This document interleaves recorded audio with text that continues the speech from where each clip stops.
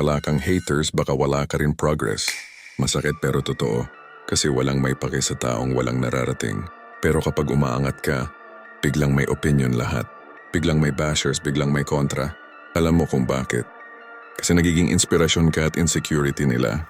Tuwing may naaabot ka, napapaalala sila sa mga bagay na hindi nila ginawa. Kaya mas madali kang ibaba kaysa ayusin ang sarili nila. Yan ang inggit. Tahimik pero lason, kaya huwag mo dibdibin. Gamitin mo, gawing gasolina bawat bash, gawing motivation bawat duda, gawing dahilan para mas magsipag, hanggang sa isang araw hindi ka na nila maabot, hindi ka na nila masira, at doon nila marirealize, hindi ka kalaban, hindi ka mayabang, masipag ka lang, disiplinado ka lang, sigma ka lang.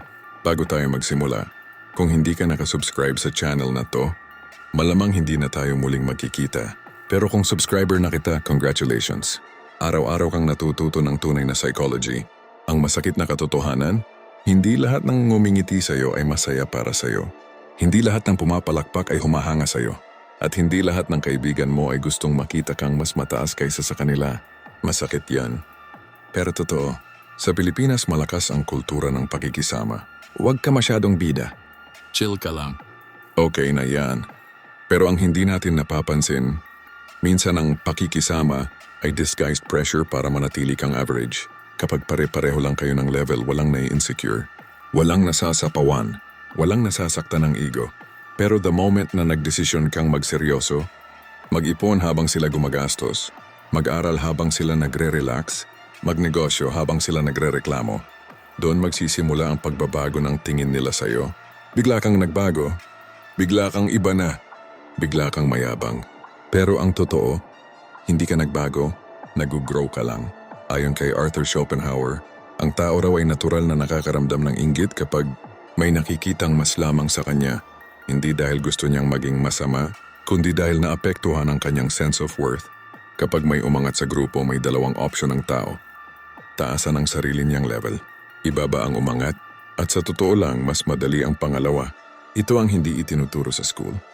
Habang tumataas ang value mo, bumababa ang comfort ng iba sa presence mo kasi nagiging reminder ka ng mga pangarap nilang pinili nilang i-postpone.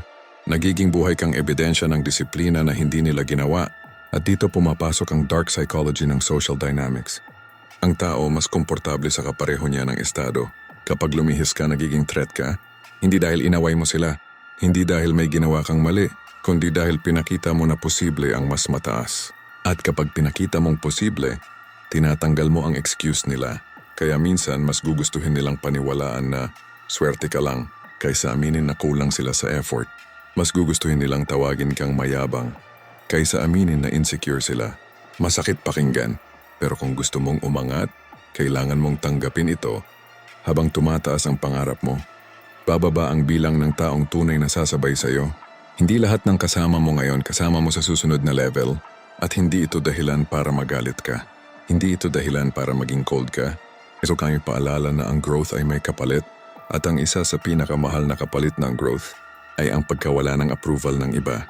Tanungin mo sarili mo, gusto mo bang maging komportable at tanggap ng lahat? O gusto mong maging successful kahit may ilan na hindi ka gusto? Hindi mo pwedeng makuha pareho. Ito ang masakit na katotohanan na ayaw mong marinig. Kapag pinili mong maging extraordinary, automatic kang magiging controversial. Kapag pinili mong umangat, automatic may maiiwan. At kapag pinili mong mag-discipline, automatic may insecure. Pero tandaan mo ito, mas mabuti ng mag-isa sa taas kaysa siksikan sa baba. Mas mabuti ng totoo ang progress mo kaysa peke ang approval nila. At kung handa kang tanggapin ang katotohanan ito, handa ka nang maging iba sa karamihan. Ego ang tunay mong kalaban. Akala mo ang kalaban mo ay haters. Akala mo ang kalaban mo ay competitors. Akala mo ang kalaban mo ay yung mga taong kontra sa'yo.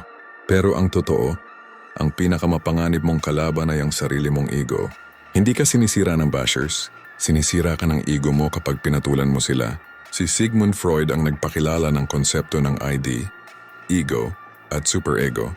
Sa simpleng paliwanag, ang ego ang bahagi ng pagkatao mo na gustong protektahan ang imahe mo. Gustong laging tama. Gustong laging panalo. Gustong laging may huling salita. At dito nagsisimula ang problema. Kapag may nag-comment ng masama tungkol sa'yo, Hindi naman talaga nasasaktan ang katawan mo. Ang nasasaktan, ego mo. Kapag may mas magaling sa'yo, hindi naman nababawasan ang skills mo. Ang nababawasan, pride mo. Kapag may hindi pumuri sa achievement mo, hindi naman nabubura ang success mo. Ang nabubura, validation na inaasahan mo. At kapag hinayaan mong ego ang magdesisyon, mapupunta ka sa self-destruction. Dalawang uri ng ego na dapat mong bantayan. On, inflated ego, mayabang na ego. Ito yung pakiramdam mo, ikaw ang pinakamagaling. Hindi ka na tumatanggap ng criticism. Hindi ka na natututo. Kasi feeling mo alam mo na lahat. Ito ang dahilan kung bakit maraming nagsisimula ng malakas, pero natatapos ng mahina. Sa librong The 48 Laws of Power ni Robert Greene, malinaw ang isang prinsipyo. Kapag pinakita mong sobra ang tiwala mo sa sarili mo, may maghihintay ng pagkakataon para ibagsak ka. Ang sobrang ego nagiging blind spot. Fragile ego, marupok na ego.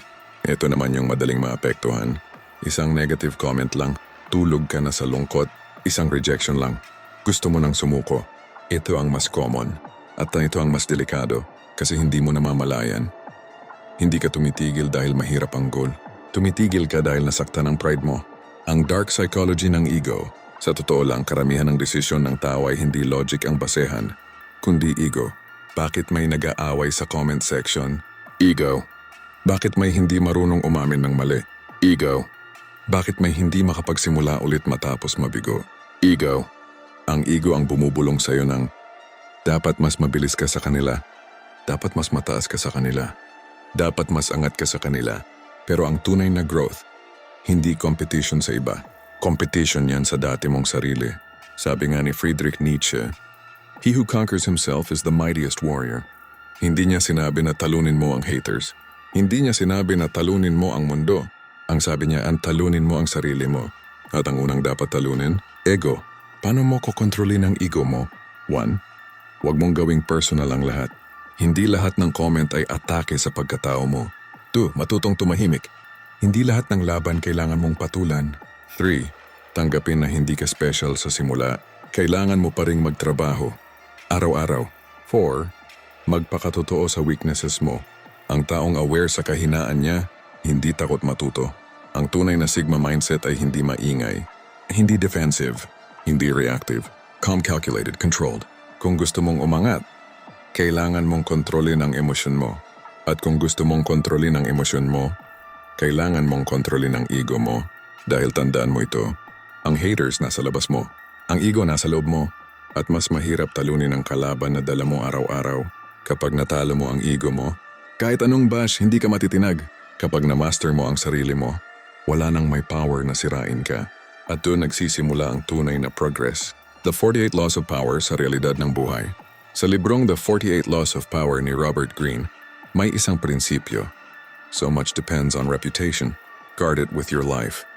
Kapag may haters ka, ibig sabihin may reputation ka na. May pangalan ka na. May impact ka na. Walang sumisikat na hindi pinag-uusapan. Walang nagiging relevant na hindi pinupuna. Kung tahimik ang mundo sa'yo, baka wala ka pang ginagawang kakaiba. Dark psychology ng tagumpay. Kapag nagpo-post ka ng achievement mo, may matutuwa. Pero may mag-iisip din ng, flex lang yan. Swerte lang yan. Mayabang na. Pero isipin mo ito, kung wala kang ginagawa, wala rin silang sasabihin. Ang hate ay proof of visibility. Ang criticism ay sign ng movement. Sa psychology may tinatawag na projection. Ipinapasa ng tao ang insecurity niya papunta sa iba. Kapag sinabi nilang hindi mo kaya, madalas sila ang hindi gumawa. Kapag sinabi nilang imposible, madalas sila ang hindi sumubok. Ang mentality ng Sigma, ang Sigma mindset ay hindi pagiging cold o mayabang. Ito ay pagiging self-contained. Hindi mo kailangan ng approval. Hindi mo kailangan ng validation. Sabi nga ni Friedrich Nietzsche, "He who has a why to live can bear almost any how." Kapag malinaw ang why mo, hindi ka matitinag ng bashers. Kapag malinaw ang direksyon mo, hindi ka maliligaw sa opinyon ng iba. Practical advice para sa'yo. 1. Huwag patulan ang bawat atake. Energy mo yan. 2. Huwag ipaliwanag ang sarili sa taong sarado ang isip. 3. I-upgrade mo ang skills mo habang busy silang mag-comment. 4. Manahimik, magtrabaho, mag-level up. Ang tunay na revenge ay success. At ang tunay na power ay control sa emosyon. Kung ngayon may nararamdaman kang bigat dahil may naninira sa'yo, tandaan mo ito. Ang bato hindi binabato sa punong walang bunga. Kapag may haters ka, may bunga ka. Kapag may kontra ka, may progreso ka. Kaya imbes na huminto ka, mas lalo kang tumakbo. Imbes na matakot ka, mas lalo kang maging disiplinado. Dahil balang araw, habang sila ay nandyan pa rin sa parehong lugar, ikaw, nasa ibang level na. At doon nila maiintindihan, hindi ka mayabang, hindi ka kalaban. Masipag ka lang, disiplinado ka lang, may vision ka lang. At tandaan mo, kung wala kang haters, wala kang progress.